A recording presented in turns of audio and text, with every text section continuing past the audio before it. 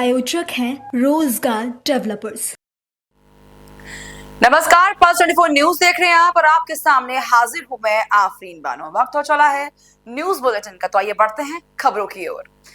पहलगाम आतंकी हमले में जान गंवाने वाले भारतीय नौसेना के लेफ्टिनेंट विनय नरवाल के परिजनों से नेता प्रतिपक्ष राहुल गांधी ने मुलाकात की और श्रद्धांजलि अर्पित की। इसी को लेकर कांग्रेस सांसद दीपेंद्र सिंह हुड्डा ने कहा कि राहुल गांधी ने परिवार के सदस्यों से मुलाकात की। हमारा एकमात्र उद्देश्य विनय नरवाल को श्रद्धांजलि देना था। विषय नहीं है, आप समझ सकते हैं कि ऐसे इतनी बड़ी शहादत देश के लिए जो दी, तो परिवार के दिलों में कितना दर्द होगा वो आप समझ सकते हैं। तो ये एक पारिवारिक बातचीत रही है और एक तरीके से उन्होंने परिवार से मिलकर उनका ढांढस बधाने का कार्य किया। आज कोई इस विषय में राहुल जी का या हमारा कोई उद्देश्य नहीं कि हम राजनीतिक टिप्पणी करें। आज आने का जो उद्देश्य था वो शहीद विनय नरवाल जी को श्रद्धांजलि देना और परिजनों से एकांत में मिलकर एक पारिवारिक रूप से ढांढस बांधना। रांची में कांग्रेस के राष्ट्रीय अध्यक्ष मल्लिकार्जुन खड़गे ने अपने संबोधन के दौरान पहलगाम हमले का जिक्र किया। उन्होंने कहा कि 22 तारीख को बहुत बड़ा आतंकी हमला हुआ था जिसमें 26 बेगुनाह लोग मारे गए और सरकार ने माना इंटेलिजेंस फेलियर है और उसको वे सुधारेंगे। इस दौरान खड़गे ने सरकार पर भी जमकर निशाना साधा। साथियों, देश में जो चल रहा है वो सब आपके सामने है। 22 तारीख को देश में एक बहुत बड़ा भयंकर आतंकवादी हमला हुआ। 26 बेगुनाह लोग मारे गए और सरकार ने ये माना कि इंटेलिजेंस फेल्यूर है, इसको हम सुधारेंगे। जब ये मालूम है आपको, तो आप अच्छी व्यवस्था क्यों नहीं करें? ये हमारा पहला सवाल है। और मुझे ये भी इंफॉर्मेशन मिला और कहीं पेपर में भी आए हैं, लिखे हैं कि 3 दिन पहले ही, हमले के 3 दिन पहले ही वहां इंटेलिजेंस रिपोर्ट मोदी जी को भेजा था और उसी लिए मोदी जी ने कश्मीर जाने का प्रोग्राम कैंसल किया था। ये मैं एक पेपर में पढ़ा। जब इंटेलिजेंस लोग आपकी रक्षा के लिए ये कहते हैं आप जाना मुनासिब नहीं है, तो आप वही बात अपने इंटेलिजेंस लोगों को, सिक्योरिटी को, वहां के पुलिस को, वहां के बॉर्डर फोर्स को आपने क्यों नहीं इत्तला दिया और क्यों ये सुरक्षित लोगों का सुरक्षितपन क्यों नहीं किया? पहलगाम हमले के बाद बयानबाजी रुकने का नाम नहीं ले रही है। इसी को लेकर कैबिनेट मंत्री विक्रमादित्य सिंह ने कहा कि अच्छी बात नहीं है। इस पर सरकार ने मजबूत कदम उठाने की बात की है। इससे कांग्रेस पार्टी का मत बिल्कुल साफ है। पूरा देश इस विषय में प्रधानमंत्री मोदी भारतीय सेना के साथ खड़ा है। इसमें जो भी वो कार्रवाई करना चाहते हैं वो जल्द से जल्द करनी चाहिए। ये बहुत अच्छी बात है कि इसमें सरकार ने मजबूत कदम लेने की बात करी है। और देखिए, इसमें कांग्रेस पार्टी का मत बिल्कुल साफ है। पूरा देश के 140 करोड़ लोग और हिमाचल प्रदेश के 70 लाख लोग इस विषय में प्रधानमंत्री जी के साथ, भारतीय सेना के साथ खड़े हैं और पूरी स्वतंत्रता प्रधानमंत्री जी को और हमारी भारतीय सेना को दी है कि जो भी वो इसमें एक्शन लेना चाहते हैं वो लिया जाना चाहिए और जल्द लिया जाना चाहिए। इसमें कोई दो राय नहीं है। तो इसलिए मैं इसमें ये कहना चाहूंगा कि जो इसमें एक्शन हुआ है, पहलगाम में जो कायराना हरकत उग्रवादियों ने करी है, उसका मुंहतोड़ जवाब भारत सरकार को देना चाहिए। और निश्चित तौर से जो भी इसमें लॉन्च पैड्स है, जो भी इसमें पीओके के अंदर जहां से ये आतंकवादी हिमाचल में आते, JNK में आते हैं, वहां पर उनके ऊपर कार्रवाई होनी चाहिए, जिस भी तरीके से होनी चाहिए वो तो केंद्र सरकार ने और जो हमारी सेना है उन्होंने तय करना है। मगर निर्णायक कार्य जो है कार्रवाई होनी चाहिए, मुंहतोड़ कार्रवाई होनी चाहिए, ताकि भविष्य में इस तरीके की स्थिति देश के अंदर उत्पन्न ना हो। सर, कल मॉक ड्रिल रखी गई है पूरे भारत में, गवर्नमेंट ऑफ इंडिया की तरफ से दिशा निर्देश दिए गए हैं, आप किस तरह देखते हैं सिविल डिफेंस को खत्म करने के? नहीं, देखिए, अब ये तो मेजर्स लिए गए हैं मिनिस्ट्री ऑफ होम अफेयर्स द्वारा, ये मॉक ड्रिल्स पूरे देश के अंदर करवाई जा रही है, तो वो तो स्वाभाविक है कि अगर इस तरीके का कोई एक्शन होगा तो उसका काउंटर रिएक्शन भी होगा, और उसके लिए हमको तैयार रहना चाहिए। जितनी हमारी डिफेंस इंस्टॉलेशंस है, जितने हमारे स्ट्रेटेजिक पॉइंट्स है, न्यूक्लियर इंस्टॉलेशंस है, उनको कैसे सेफगार्ड करना है ये तो केंद्र सरकार जानती है, हमारी जो मिलिट्री इंटेलिजेंस है वो जानती है, तो वो करेंगे। पर बाकी जो भी इसमें एक नेसेसरी प्रोटोकॉल्स फॉलो करने की जो बात हर राज्य को कही है, यूनियन टेरिटरीज को कही है, उसको निश्चित तौर से फॉलो किया जाएगा। मगर मैं तो ये कह सकता हूं कि इतिहास गवाह है कि 1971 में जब पाकिस्तान ने देश पे ऊपर बुरी नजर डाली थी, तो इंदिरा गांधी जी के प्रधानमंत्री रहते हुए पाकिस्तान के 2 टुकड़े हुए हैं और बांग्लादेश उस समय बना था। अब पूरी देश जो है वो प्रधानमंत्री जी से के ऊपर उन्होंने आशाएं लगाई है कि कोई निर्णायक कार्रवाई होनी चाहिए, चाहे वो इस रूप से है और डिप्लोमेटिकली। 7 मई को देश भर में मॉक ड्रिल करवाई जाएगी। इसी को लेकर मेरठ परिक्षेत्र के एडीजी भानु भास्कर ने बुलंदशहर में निरीक्षण किया। उन्होंने एसएसपी ऑफिस के कार्यालय का निरीक्षण करते हुए बताया कि आने वाले समय में मॉक ड्रिल को लेकर क्या क्या किया जाना चाहिए। इसी के साथ कहा कि व्यापक तैयारी के साथ मॉक ड्रिल करेंगे और रिहर्सल करेंगे और सभी जगहों पर तैयारियां चल रही हैं। इंस्पेक्शन किया है, क्या क्या पाया, क्या यहाँ पे आज बुलंद सभी जनपदों में एक राउंड लगा के जो हमारी तैयारी है उसके संबंध में जो है निरीक्षण किया जा रहा है और सभी अधिकारियों से वार्ता की जा रही है। उसी के क्रम में आज बुलंदशहर जनपद भी आया और बुलंदशहर जनपद आने के बाद से यहाँ सभी अधिकारियों से बात की जा रही है। सभी शाखाओं को देखा जा रहा है और शाखाओं में जहाँ अच्छे काम है वहाँ लोग को पुरस्कृत करने की बात है और जहाँ पे कुछ कमियाँ हैं उसमें सुधार करने की बात है। साथ में जो अभी तैयारियां चल रही हैं, जो सिविल डिफेंस की तैयारियां हैं, जो होमगार्ड्स की तैयारियां हैं, जो वाइटल इंस्टॉलेशंस की सुरक्षा की तैयारियां हैं, उसकी भी समीक्षा की जा रही है ताकि रिहर्सल में भी हम लोग सभी प्रकार के जो रिहर्सल कराने हैं, जो वाइटल इंस्टॉलेशंस को लेके जो रिहर्सल कराने हैं उसमें भी पूरी तरह से हमारी तैयारी पुख्ता रहे।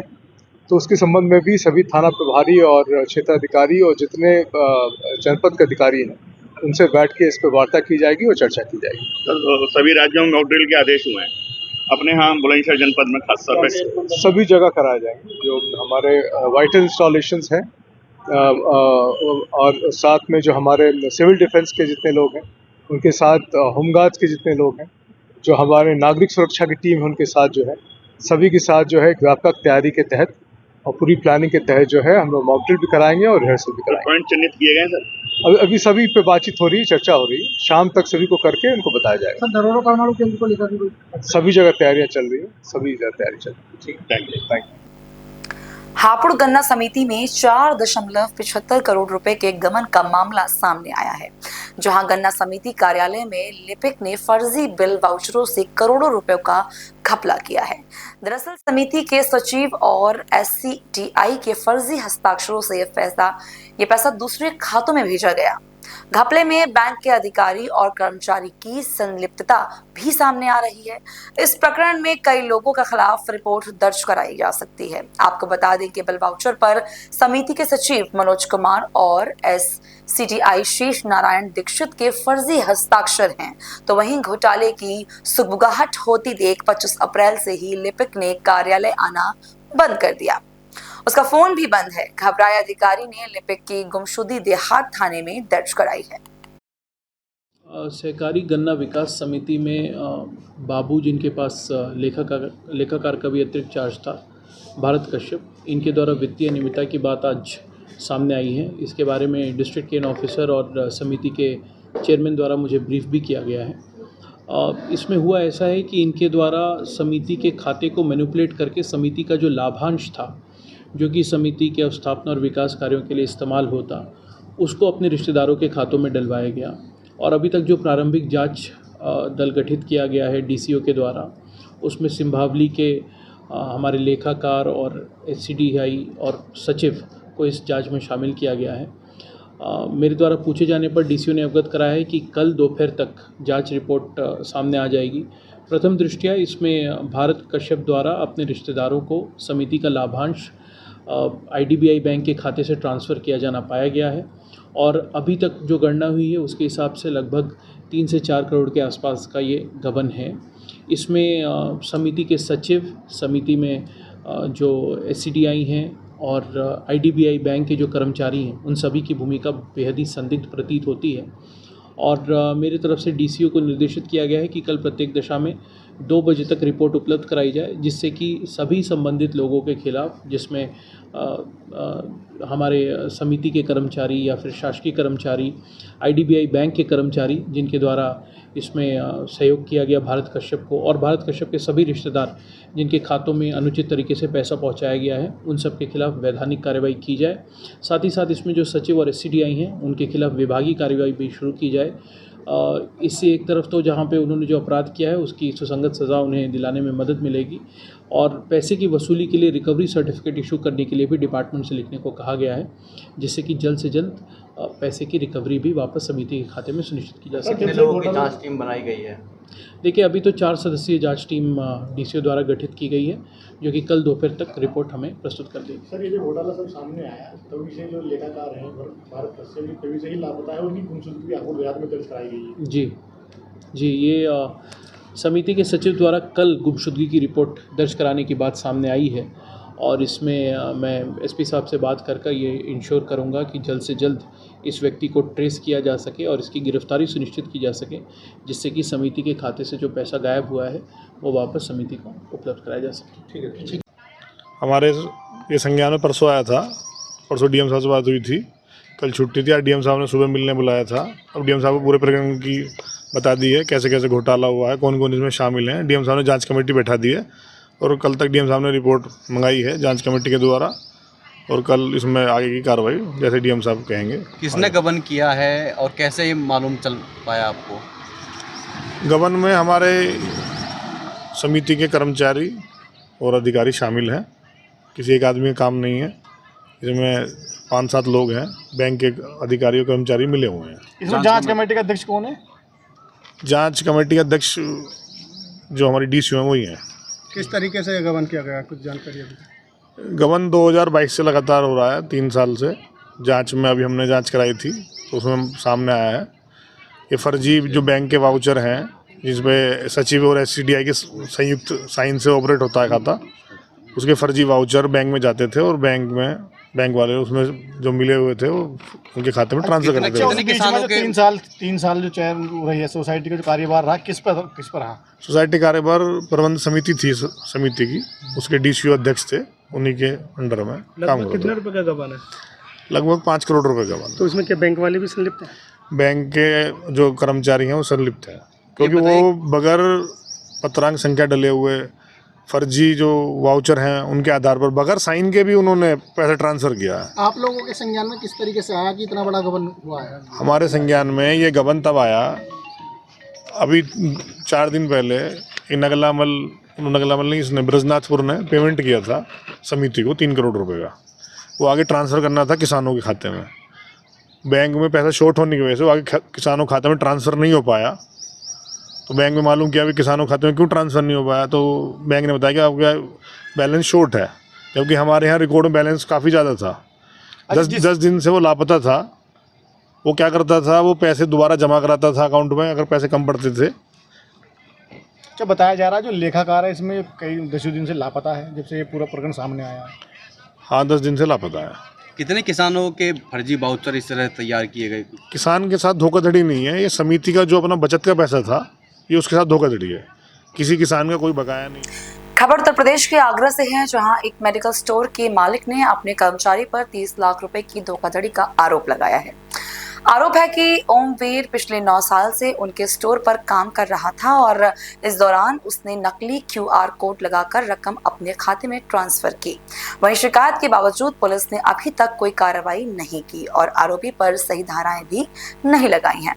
पुलिस की कार्यशैली से नाराज ओम प्रकाश अपने बेटे के साथ सिकंदरा थाने पहुंचे और धरने पर बैठ गए। उन्होंने कहा कि जब तक इंसाफ नहीं मिलेगा वे वहां से नहीं हटेंगे, जिसके बाद थाना प्रभारी ने उन्हें 2 दिन में कार्रवाई का आश्वासन दिया है। मैं भावना स्टेट निवासी हूँ। भावना स्टेट रोड पे मेरा बालाजी मेडिकल स्टोर नाम से मेडिकल स्टोर है, जो कि पिछले 10-12 साल से चल रहा है, जिसमें पिछले 9 साल से ओमवीर नाम का व्यक्ति मेरे यहाँ नौकरी करता था, जिसने आज से 6-8 महीने पहले मेरे यहाँ 30 लाख का घपला किया। बालाजी मेडिकल स्टोर के नाम से नकली बारकोड बना के अपने अकाउंट से अटैच करा लिया और समय समय पर उसने कार भी खरीदी और उसने बैंक लोन भी लिए। सब कुछ बालाजी मेडिकल कह के कि ये मेरा है, उस कह के उसने बहुत कुछ लिया है। और बाकी 4 महीने पहले FIR हो चुकी है उसकी। उसके बाद यहाँ की पुलिस, जो कि IO हमारे सुनील सिंह हैं, वो कोई कार्रवाई नहीं कर रहे। मेरे को लेते हैं कि 2 दिन में करूँगा, 4 दिन में करूँगा, 8 दिन में करूँगा। फाइल गई हुई है, वो आ जाए, एक्सपर्ट की वो मांगी है, उसके बाद ही करूँगा। और मालूम नहीं उनसे क्या पैसा खाया, क्या करा, ये तो वही ज़्यादा बेहतर जानते होंगे। जो मेरा बनता था वो मैंने अपना दे दिया, जो मेरी वो थी वो सेवा इनकी वो मैंने कर दी, लेकिन उसके बाद भी मेरी धाराएं नहीं बढ़ाई जा रही, जबकि धारा इस पर 467, 468, 471 और 408 बनती है तहरीर के हिसाब से, लेकिन वो नहीं बढ़ा रहे। क्यों नहीं बढ़ा रहे ये वही बेहतर बता सकते। समय समय पर मैं थाना अध्यक्ष जी को भी कहता रहा, वो भी कहते हैं मैं करवाता हूँ, लेकिन उन्होंने भी अभी तक कोई कार्रवाई नहीं कराई। और उन्होंने मेरे को 2 दिन का आश्वासन दिया है कि मैं 2 दिन में आपकी कार्रवाई कर दूंगा। मेरी अभी थाना अध्यक्ष जी से बात हुई, बोले आप मेरे को 2 दिन का टाइम दे दीजिए, मैं 2 दिन में आपकी कार्रवाई करता हूँ। उसके कहने पर मैं यहाँ से उठ रहा हूँ, नहीं तो मैं तो चादर बिठा के बैठ गया था कि जब तक DSP नहीं आएंगे मैं नहीं उठूंगा। लेकिन उन्होंने मेरे को आश्वासन 2 दिन का टाइम मांगा, 2 दिन का आश्वासन दिया है। अगर वो मेरे को 2 दिन में नहीं करते हैं तो फिर मैं यहीं पे आके DCP साहब यहाँ पे आके बैठूंगा, धरना दूंगा और उसी के बाद ही उठूंगा। मैंने को 2 दिन का टाइम दिया हुआ है। मेरी जो अगर बनती है मेरी धाराएं तो बढ़ाए, अगर वो कह दें कि नहीं बनती हैं तुम्हारी धाराएं तो मैं यहाँ से उठ के चला जाऊँगा। क्या कुछ मामले में आए आप? मैं मामले में आया हूँ कि मेरे फादर के शॉप पे एक लड़का काम करता था, तो उसने हमसे 30 लाख रुपये उसने घपलेबाजी करी। उसने हमारे बालाजी मेडिकल स्टोर के नाम से QR कोड बनाया और उसने चोरी करी।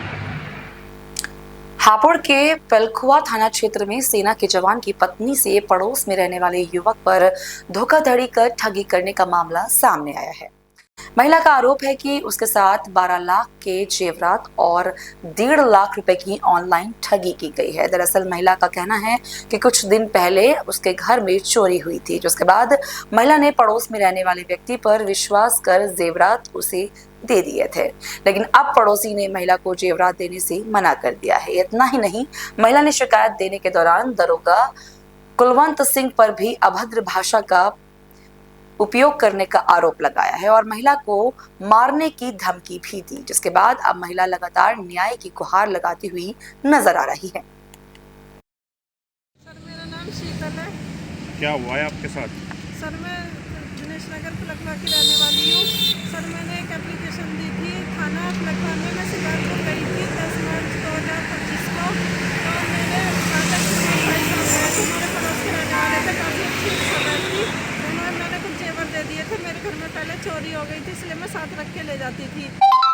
आने के बाद वापस मुझे मना कर दिया। मैंने इसकी एप्लीकेशन थाना पलकवा में दी, तो वहाँ जांच SI कुलवंत सिंह मलिक को आई। कुलवंत सिंह मलिक ने जांच ना करके मेरे साथ अभद्रता का व्यवहार किया, मेरे पे झूठे आरोप लगाए कि अब 376 का आरोप लगा के पैसे लेती हो, बलात्कार का केस लगा के। मेरे पास ऑर्डिनल विज्ञान की प्रूफ में है।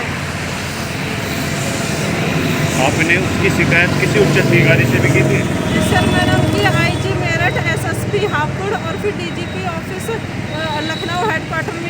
की जांच एडिशनल एसएसपी के पास आई हुई है। अभी इस पर कोई कार्रवाई नहीं हुई है।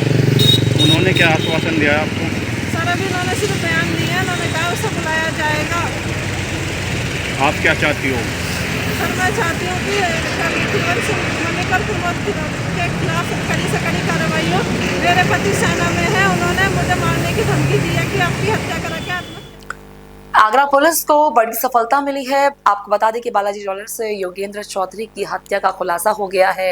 ज्वेलर्स का हत्यारोपी एनकाउंटर में ढेर हो गया है। लूट के दौरान हुई थी ये हत्या। जवाबी कार्रवाई में बदमाश को गोली लगी थी और हत्या लूट के मामले में चल रहे थे 2 बदमाश फरार, जिनको अब गिरफ्तार कर लिया गया है। शुक्रवार 2 मई को बालाजी ज्वेलर्स के मालिक योगेश चौधरी की गोली मार करके सिकंदरा, जो कि आगरा जनपद में है, सिकंदरा थाना क्षेत्र में उनकी हत्या कर दी गई थी। यह एक बहुत ही जघन्य हत्या थी, जिसके लिए हमारे द्वारा 9 टीमें बनाई गई, जो कि डीसीपी सिटी के पर्यवेक्षण में बनाई गई। इस हत्या चूँकि इतनी ज़्यादा ये जघन्यतम थी, डीजीपी महोदय के द्वारा भी लगातार इस पर दिशा निर्देश दिए जा रहे थे। इसका जब अन्वेषण किया गया, जब इसकी विवेचना की गई, तो 1000 से ज़्यादा कैमरे को देखा गया। चूँकि कैमरे में ये जो अपराधी थे वो कैमरे में दिख रहे थे और 2 लोगों ने इसमें हत्या करने के लिए वहाँ पर जब फायरिंग की तो उसमें 1 लोगों ने फायरिंग की और 2 लोग बाइक पर सवार थे। तो पुलिस ने इनकी पहचान अमन और फारूक के रूप में की थी, जो दोनों रहने वाले जगदीशपुरा, जो हमारा थाना क्षेत्र है, वहाँ के वो रहने वाले थे। इसके अलावा जब इस तफ्तीश में विवेचना के दरमियान ये पता चला कि अमन का भाई सुमित वो भी इसमें शामिल था और जो 3 लड़के एक बाइक पर दिख रहे थे उसमें 2 भाई ये अमन और सुमित थे और तीसरा जो फारूक था वो बाइक को चला रहा था। फारूक अभी यहाँ से फरार है, उस पर हमारे द्वारा 50,000 रुपये का रिवार्ड घोषित किया गया है। सुमित को पुलिस ने गिरफ्तार कर लिया। इसके अलावा अमन को पुलिस ने गिरफ्तार करके उसके पास से जो लूटी हुई जो भी सामान थे, जो चांदी के और सोने के थे, उसको पुलिस ने बरामद किया। बरामदगी के क्रम में अमन के द्वारा पुलिस टीम पर उसका असलहा लेकर के छीन करके और पुलिस टीम पर उसने फायर किया। इसमें पुलिस के द्वारा उसे आत्मसमर्पण करने के लिए कहा गया, लेकिन उसने आत्मसमर्पण करने से मना कर दिया गया। पुलिस के द्वारा आत्मरक्षार्थ इसमें गोली चलाई गई। उसके बाद अमन को घायल अवस्था में हॉस्पिटल भेजा गया, जहां डॉक्टरों ने उसको मृत घोषित किया। इस संबंध में जो भी हमारी कार्रवाई थी, परिजनों को सूचना दे दी गई, ह्यूमन राइट्स को इसके बारे में अवगत करा दिया गया और मजिस्ट्रेट के द्वारा इंक्वेस्ट की कार्रवाई की जा रही है। हमारी कन्नौज के सौरख थाना क्षेत्र में एक महिला ने अपने देवर पर 5 साल तक यौन शोषण करने का आरोप लगाया है, तो वहीं दूसरी तरफ जानकारी होने पर पति ने महिला को छोड़ दिया और देवर भी शादी करने जा रहा है, जिसके बाद पीड़िता ने थाने पहुंचकर देवर की शादी रुकवाने की गुहार लगाते हुए न्याय की मांग की है। क्या मामला है आपका? देवर मेरे साथ रखते थे, हमें 4 साल से रहे हमारे साथ। पति ने जब को जानकारी हुई पति को, तो पति ने छोड़ दिया। अब पंकज शादी कर रहे हैं, अब हम कहाँ जाएं? हम थाने और चौकी से यहाँ अपनी गुहार लगा रहे हैं, लेकिन कोई सुन नहीं रहा है।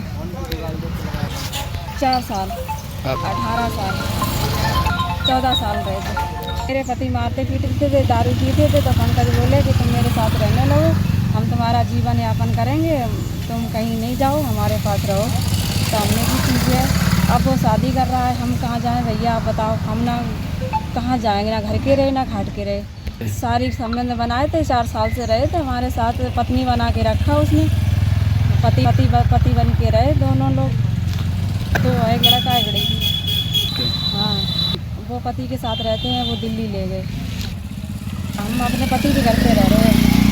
देवर के साथ घर पे ही रहते थे, अपने देवर मेरे घर पे आते जाते हैं, घर पे रहते मेरे साथ ही रहते हैं। पंकज कुमार, सौरिक थाने का मामला है भैया। जा कहा कि देखो हाँ ठीक है रखेगा, वो क्यों नहीं रखेगा? अब नहीं सुन रहे हैंगे, वो शादी करवा रहे हैं उसके पुलिस वाले, सुनते ही नहीं है। पता नहीं क्या पैसे लेते हैं, क्या है, कुछ नहीं। हमने शादी रुकवाई, लगन में गए थे, लेकिन उन्होंने मुझे अंदर कर दिया और लगन चढ़वा दी। 7 तारीख की है भैया, होने ना पाए शादी। हुबली में इंगलहली क्रॉस के पास एक कार और लॉरी के बीच भीषण टक्कर हो गई, जिसमें कार में सवार 5 लोगों की मौके पर ही मौत हो गई। सूचना मिलते ही मौके पर पहुंची पुलिस ने सभी शवों को एम्स भेजा, जिसके बाद अब पुलिस ने मामले में आगे की कार्रवाई शुरू कर दी है।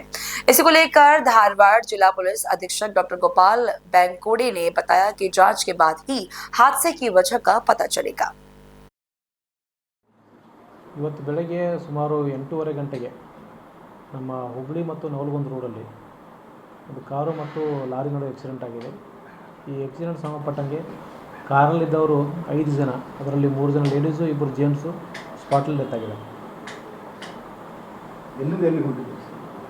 ಈ ಕಾರಲ್ಲಿರೋರು ಸಾಗರಿಂದ ಟುವರ್ಡ್ಸ್ ಬಾಗಲಕೋಟೆ ಹೊರಟಿರೋದು ಮಾಹಿತಿ ಇದೆ. ಅದು ಇನ್ನು ಪ್ರಕರಣ ದಾಖಲಿಸಿಕೊಂಡು ಮುಂದೆ ತನಿಖೆ ಕೈಗೊಳ್ಳಬೇಕು. ಇಲ್ಲ, ಅದ್ರ ಬಗ್ಗೆ ನಾವು ತನಿಖೆಯಲ್ಲಿ ಏನೇನು ತೊಗೊಂಡ್ಬರ್ತೀವಿ. ಈ ತಪ್ಪು ಯಾರ್ದು ಹೆಂಗೆ ಅಂತಕೊಂಡು ನಾವು ಡಿಟೇಲ್ ಆಗಿ ನಮ್ಮ ಇನ್ವೆಸ್ಟಿಗೇಷನ್ ತೊಗೊಂಡ್ಬರ್ತೀವಿ. ಅದು ಈಗಲೇ ನಮಗೇನು ಹೇಳೋಕ್ಕಾಗಲ್ಲ ರೀ, ಓವರ್ಟೇಕ್ ಮಾಡೋಕ್ಕೆ ಹೋಗಿದ್ರೆ ಹೇಗೆ ಅಂತ. ಬಟ್ ಈಗ ನೋಡಬೇಕಂದ್ರೆ ಕಾರು ಸ್ವಲ್ಪ ರೈಟಿಗೆ ಬಂದಿದೆ, ಹೆಡ್ ಆನ್ ಕೊಲಿಷನ್ ಆಗಿದೆ ಲಾರಿಗೆ ಮತ್ತು ಕಾರಿಗೆ.